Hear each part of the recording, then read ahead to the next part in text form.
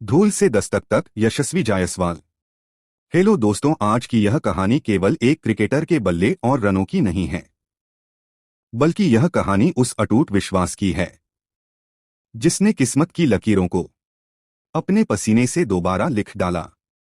मुंबई की शामें, आजाद मैदान के एक कोने में लगे तंबू, हवा में उड़ती मिट्टी और दूर से आती बल्ले से टकराती गेंद की आवाज। इन्हीं आवाजों के बीच एक 11-12 साल का दुबला पतला लड़का खाली आंखों में भरे सपने लिए खड़ा था। वह उत्तर प्रदेश के भदोही से आया था।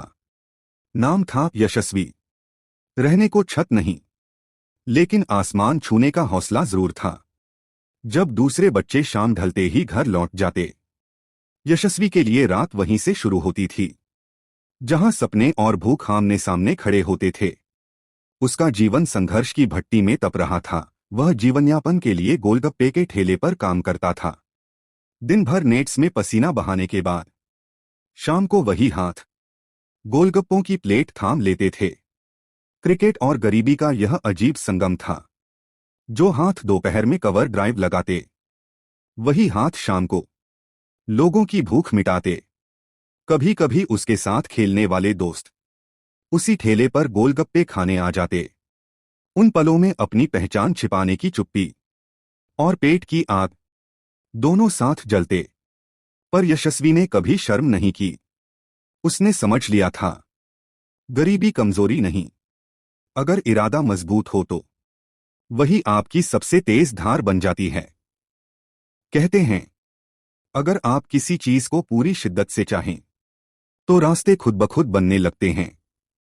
आजाद मैदान की उसी धूल में कोच ज्वाला सिंह को वह हीरा दिख गया जो अब तक हालात की परतों में दबा था। यहीं से शुरू हुआ यशस्वी का असली सफर।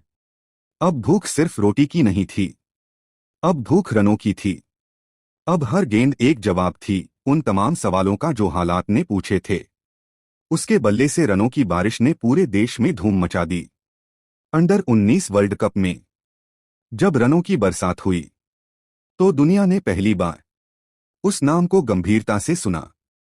आईपीएल में जब बड़े बड़े गेंदबाज उसके बल्ले के सामने बौने लगे तो समझ आ गया, यह सिर्फ प्रतिभा नहीं, यह तपकर निकला आत्मविश्वास है।